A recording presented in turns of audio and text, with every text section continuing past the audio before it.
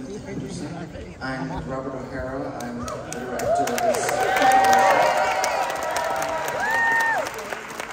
And to my right is George Seawolf. And then Susan Birkenhead, the lyricist. And Daryl, the special orchestrations. What is your role for this part? Music janitor. And on the original, what did you do on the original, Daryl? In the original, I was the associate music conductor, and also I did orchestrations and some dance arrangements. Right. And Daryl only works on the show if he has 3 titles. So we wanted to take a moment to celebrate the person who's not here with us, who helped create this musical, and that's Luther Henderson. And so, you know, I've been researching his life, and I'm going to just read a little bit of what I found out, and then we'll have these lovely people tell us their interactions with Luther. So Luther was born in 1919, and died in 2003. He was an arranger, composer, an orchestrator, and a pianist, born in Kansas, Missouri. He relocated to Sugar Hill in Harlem at the age of 4.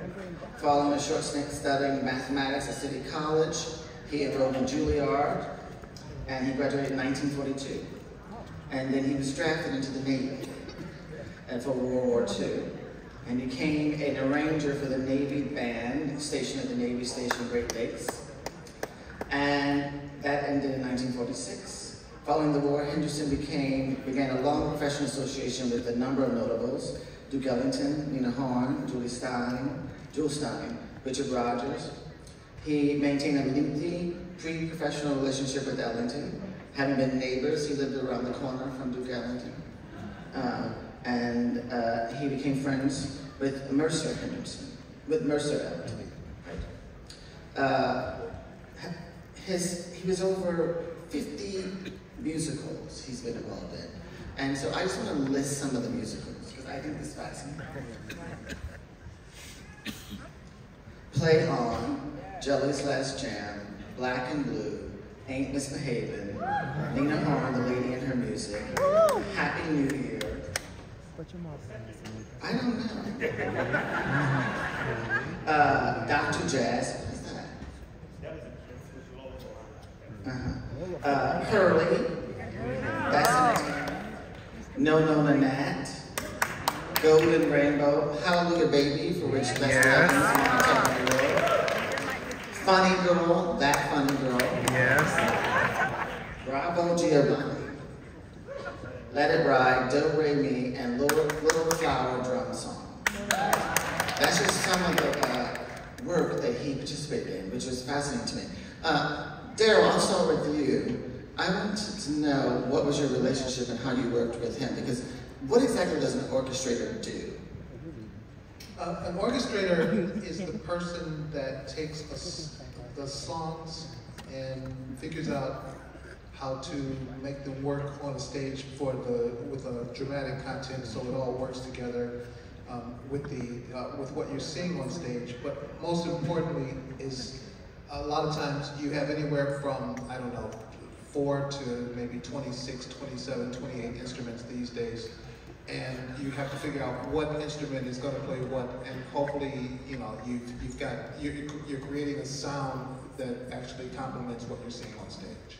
And so you get piano music and you take input all the instruments in the orchestra? Yes. Yep. Interesting. Susan, could you tell us about your relationship with Luther Henderson? Yes, and how you worked with him on Jellies. Well, first of all,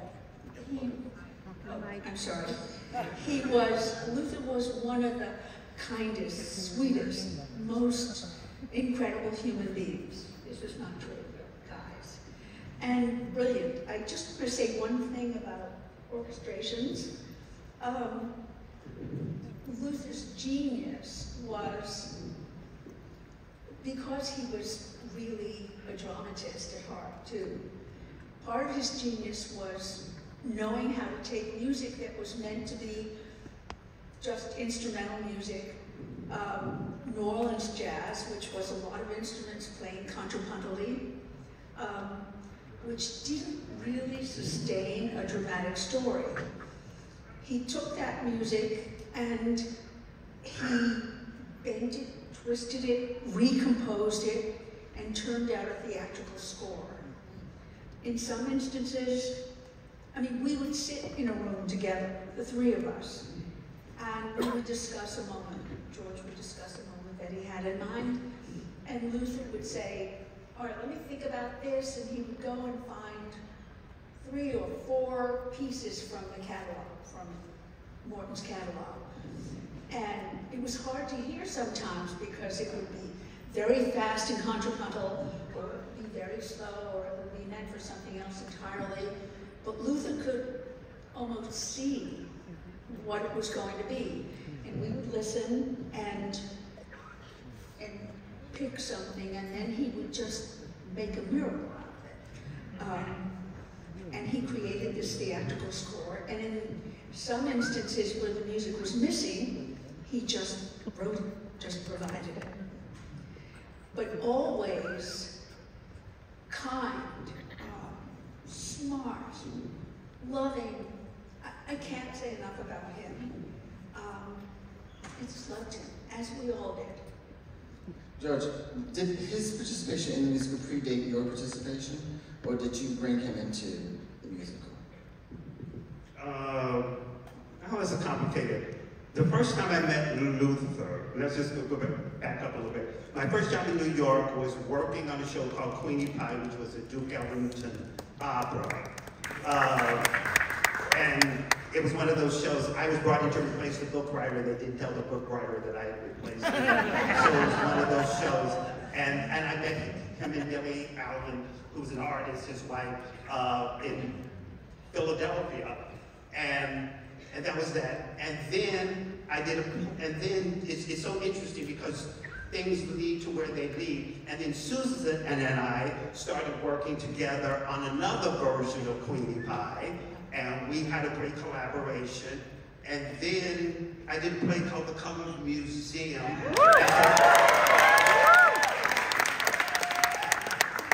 And then I wrote, and then I did. And then Billy Allen called me up and said, Bobby Short saw your play. He wants to meet you. And so then I was invited to their place on 57th Street to meet Bobby Short. And that's where I met Luther again. And then shortly thereafter, Pam Cosmo and Margot Lyon, who were the original producers, contacted me about writing the book for Jelly. August Wilson started out as the original writer of the book. And Jerry Sachs started out as the original director. And then I came on. It would have been a completely different. August Wilson and Jerry Sachs. But the thing which I think, hey, it's America. And the thing which was really fascinating, and they did a workshop and a review, and they raised all the money. And I would give Kevin Margot credit because they said, no, we want a book show. And that's when they first August, and then he went on to write 10 plays. And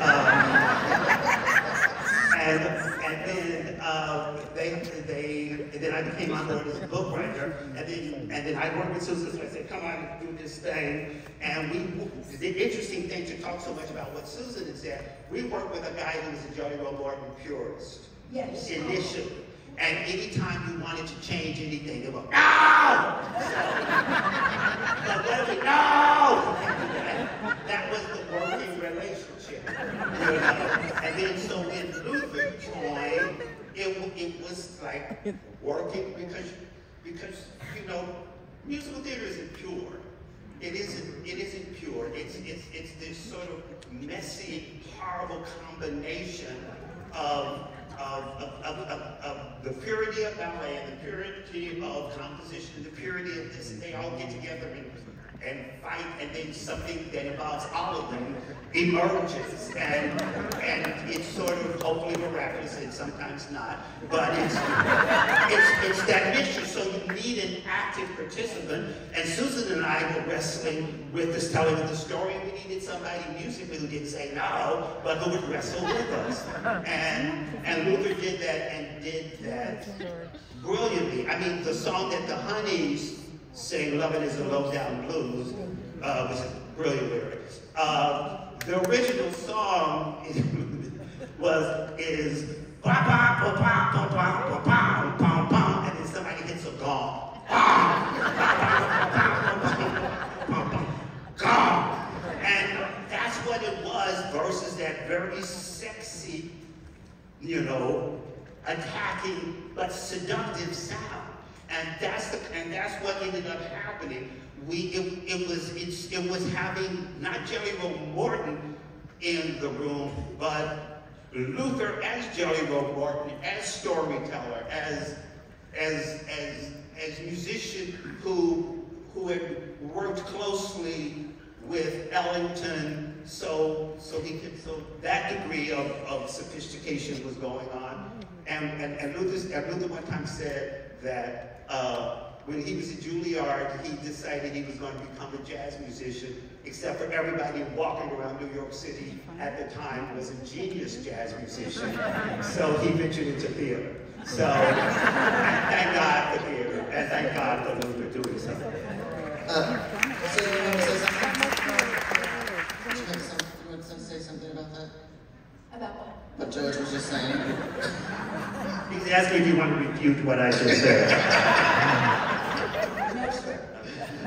Daryl, I can imagine Luther was older, much older, pretty old. It was like the second to the last musical that he did. I'm wondering how you worked with Luther on Jelly's Last Jam.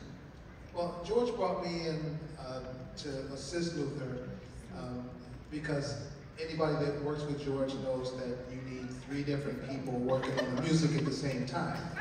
So I became one of those people. I met Daryl when he was playing auditions for the Colored Museum. That's how long we've known each other. He used to babysit for me too, as well.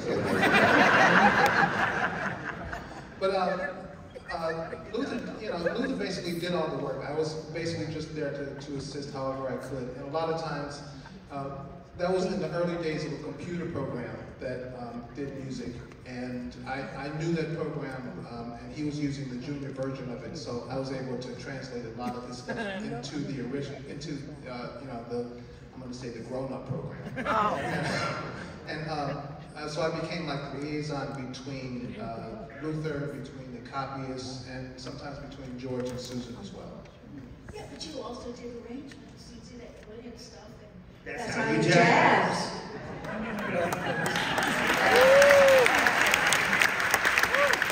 I'm wondering if were there any songs that were cut that was particularly hurtful to you all to cut them? Don't you always say that you put in 7 new songs during during previews? Well, we had a brutal preview period, but what the hell, we're here. So the real stories will be in the book, but they will. No, I mean, it's really interesting. An audience, is like, I on a certain level, this may sound abrasive, but I'm less. If an individual comes up to you and says, I like this, I don't like that, I don't like this, I do like that, I don't like this, I could care less. But as a collective, an audience is right. If they're not getting something, then you're not clear. If the collective, you can tell, you can sit in the back of a house and you can see when they are in it and when they are dogs watching TV. They have no idea what it is. You can just tell that. And when they are on the outside of it, you've got to solve it.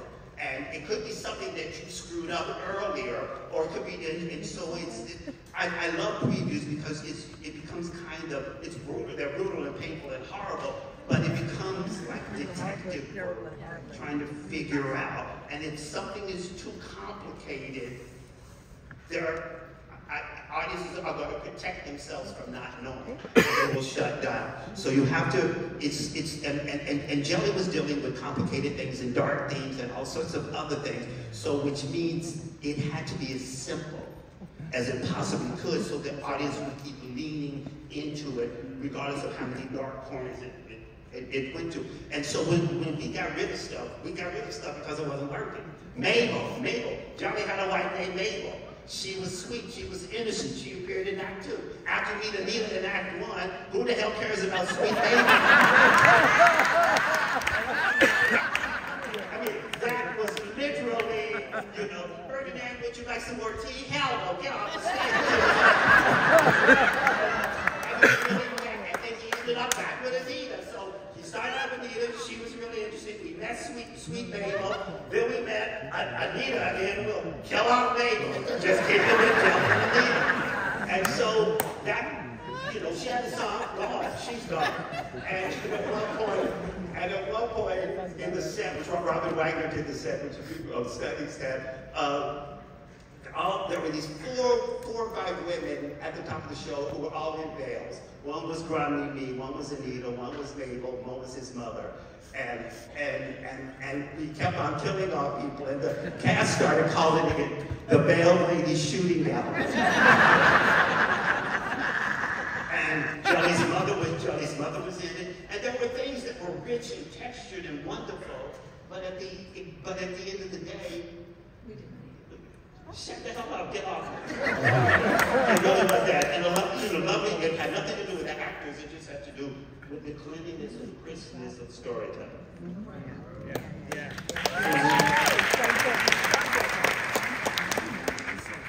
Do you want to add something, Susan?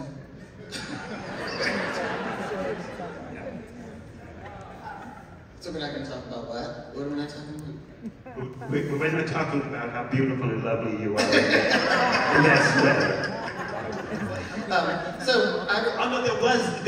There was a very complicated number, which was very racially intense, instead of Dr. Jazz, that had complicated scenery and masks and all these sorts of stuff. And it was conceptually dazzling. In execution, it was a mess. And if we had gone out of town, we maybe could have solved it, but we needed something simpler and more, it needed to be we needed to figure out how to make it an entertainment. And there was too much, and so the number that was there was so clunky that it couldn't become an entertainment. So first we made it an entertainment, then we figured out how to add the edge to the number, which ended up with the number with the red coats that they have on.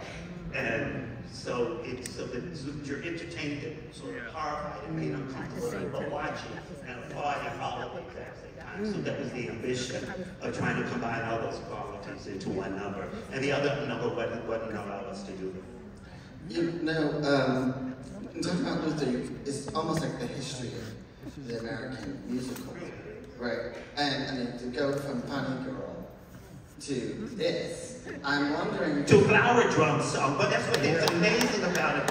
He was on the original production of Funny Girl and Flower Drum Song, and it showed an expansiveness that was happening in the 60s that sort of disappeared at one point, and things became very calcified. A black show, this, you know, and who did what, but it's just so interesting to me. Flower Drum Song. Yes, he was doing, I don't know what he was doing, the dance arrangements, I don't know what it was, but it shows that it's very, you know, because of his classical background, his jazz background, and all of that stuff, he was so ridiculously, astonishingly versatile. But then you go back and you look at the, and listen to the Ellington years. I mean, he's doing symphonic stuff that is just out of this world. He arranged for Ellington. Yeah. Yeah. Even though these Strayhorn work together. And at one point, he told me this story. He said that he and Billy Strayhorn decided they were going to leave Ellington and go off on their own and form a team and work together. And they went to Duke Ellington and said, and wanted his blessing. And Luther said that when he went to Ellington, Ellington said, well, I understand why you want to go off on your own, but why you need that Strayhorn guy? You don't need him. You don't need him at all, blah, blah, blah. And Luther says, and I'm sure he said the exact same thing to Billy Strayhorn, because the next thing I know, neither one of us went anywhere. We were still working for Ellington. I want you to tell the story. But Luther used to be Lena Horne's music director. I'm not going to tell that story. That's not my story. But Luther did call me Buana because I was so awesome. But the fact that he was with Ellington and Lena Horne, and Pearly, and English Behavior, and Black and Blue, you know, all of those things that sort of lead us to this production. I'm wondering if you could talk about Black musicals before Jelly's Last Jam. Yeah, it wasn't. I would just say this, that there's a line that the Chimney Man says, which was sort of, well, first off, I went to NYU in the musical theater program, and I was also in the dramatic writing program. They kept on saying, is character likable? Is character likable? But does his character likable? They kept on saying all this stuff, and I just believe that if you make a character human, he will be likable, because he is us. And so that was, you know, and so that was one thing, but also the Chimney Man has a line, you can't, you need grit to go with the gravy. And so it was interesting. I was very interested just conceptually in exploring what was behind the flash, what was behind this gesture. And you can do this gesture and it's that, or you can do this gesture and it has another kind of energy underneath it. So it was just, you know, and a master came to me who believed the message was him. So it was about exploring all the textures that are behind the music, that are behind the elegance of Ellingtonians, harmonics, that are behind all the music, and trying to figure out and using and exploring, you know, a collective phenomenon, a collective, you know, dynamic created jazz. Many elements made jazz. And, you know, Jelly was brilliant, and Jelly wrote and was one of the early people to write down jazz, but because you write it down doesn't mean you made it. It means you have that skill set. So it was just, and it's not a biography and any of that, but the contradictions that were a part of it just became a really interesting way to explore and to have it. And once again, going back to Pat Coslow and Margot Lyon, of making a decision, we don't want to do a review. And so therefore, all of us took on the journey of how we could tell this story. We spent a lot of time at the Mark Taper in LA working and developing and doing dumb stuff and smart stuff, and you know, and just trying to figure out how to tell the story of where the texture of energy and the texture behind the energy. And was there pushback for creating your own lyrics to existing music? You know, it's funny, but you really found it very early, because the first two things I think that you wrote that stayed and that really colored the whole thing were the scene in Congo Square, where you Put together pieces of music. You know, make your song. Yeah. And then Lovin' is a Low-Down Blues, where we tell the story of their love affair within the context. Yeah, that was literally the first thing I wrote. Yeah. That was and hearing the gong song, because it didn't sound seductive, but you could tell that it was seductive, and we needed somebody to help bring that out. And because they just wanted it to, you know, have two very complicated people who are aware of their own power, trying to negotiate a dynamic with love. That was the thing that intrigued me about that that number, but it needed, you know, musical theater is a narrative art form. It's, you know, it's, so the language and the lyrics were very, very crucial. It was crucial. I remember the day when, you know, I said, but George, the only thing I can say here is, loving is a fuck you blues. And he said, go for it. Well, it's a Broadway musical. You know, nobody's ever sung that on. He said, go for it. They say that in rehearsal. So the first day we ever played it for an audience at the Tabor was a matinee with all these little blue-haired ladies were sitting there, and we were sitting all the way up at the top of the balcony on the stairs, and I said, oh God, here it comes. And they sang it, and all these little old ladies went,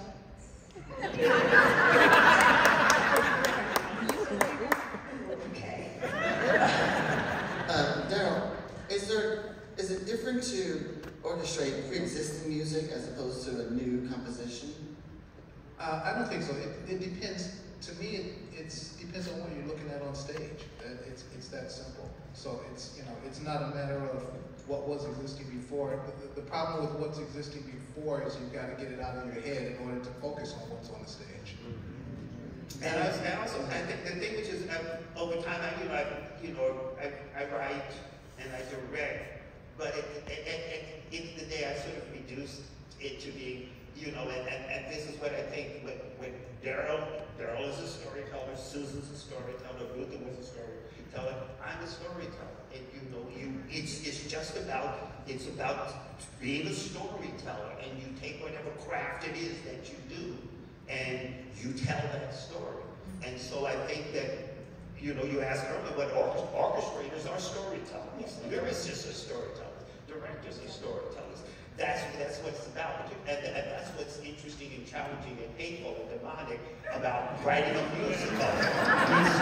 Because they are hard, and they're hearing, the audience is hearing it, and you have to perpetually keep them engaged in whatever story that you are telling so that they feel empowered, and if they feel empowered, they will surrender. And if they don't feel empowered, and the empowerment comes from the story being clear, and if they are not empowered, then they won't listen. I'm sorry, and I was going to say, let's not forget that all of the creators need to be trying to tell the same story. Absolutely. Peter Stone taught this class one time, and he said, you know, the most important thing when you're collaborating on a musical is that make sure that everybody in the room is working on the same show. As simple as it is, that's a very difficult thing to achieve. But I have to tell you something about this collaboration, because we were all in the room together at the same time, and we would discuss a moment. And what happened was that ideas would be, you know, coming out, you know, the way George talks. And everybody would have ideas, and after about, I don't know, 20 minutes or half an hour, there would be all these ideas floating around the room, and after a while you forget whose idea it was, but it was a good idea, so let's use it. And that's really the best kind of collaboration. It just, you know, And Gregory, who originally started Jelly, who was brilliant.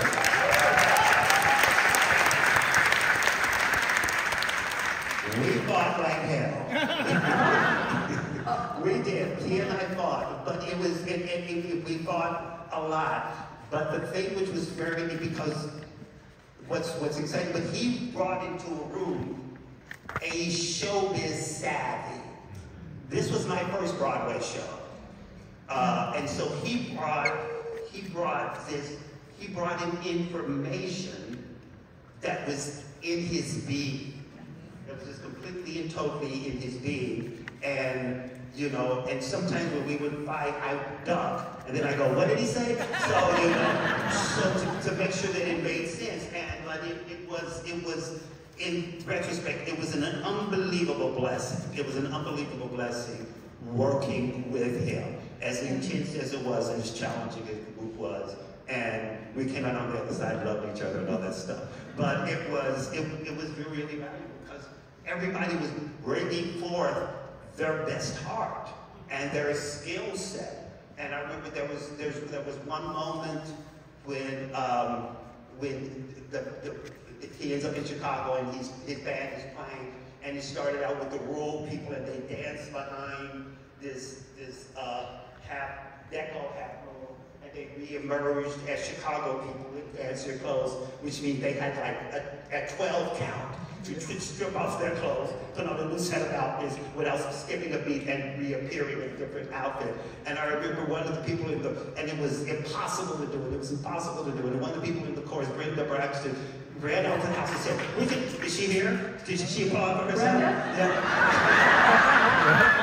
But she ran out. I will never forget this. And I was going, I don't know where we're going. She went, we can do it, we can do it, we can do it. And they ran back. And then there were dressers who put clothes baskets on wheels. So if there was a person up, they each had a dresser. And they would rip off their clothes, throw the clothes into the basket, all on wheels, while another dresser was by, put it in the costume, and they did it within the 8 counts, and it was just everybody felt so passionate and so committed, and so, I don't know, just, I mean, I think there was an incredible sense of pride about the show's ambition.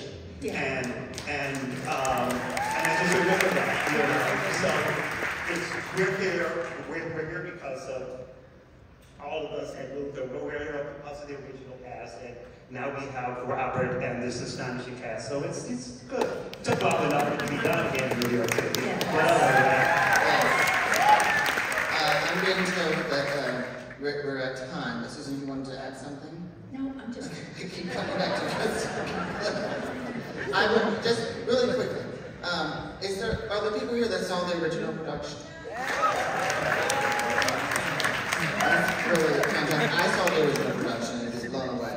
So, and George has been a mentor and a taskmaster for most of my career and gave me my start in the theater. But this was the first time I encountered his work on stage. I had read Carlos and had done it in college. So this is a full circle moment for me to be here.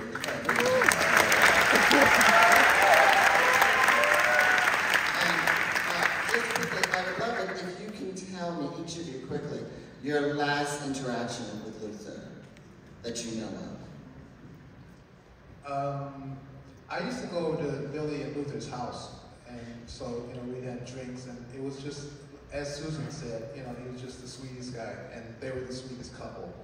So it was just chilling out and having a good time.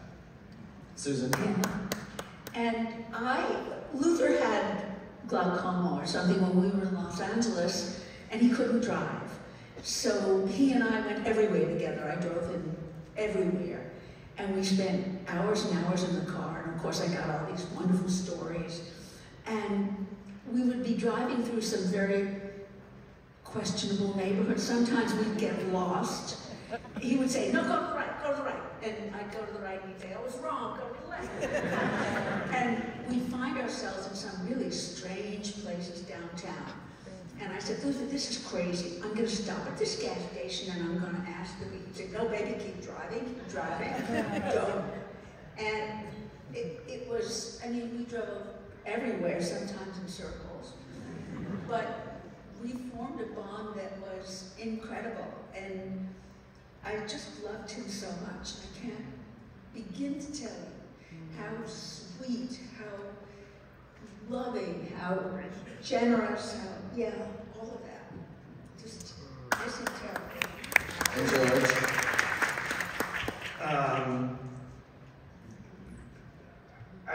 The last time I saw him, he was very, very, very ill. And he was, you know, I'm not sure, and he wasn't conscious. It was when he was in the hospital. But the thing which was astonishing, and Billy was there, of course, and I came in, and the thing which he was doing, he was where he was because of drugs or whatever, but his hands were doing this. He was playing the piano. Extraordinary. Thank you all.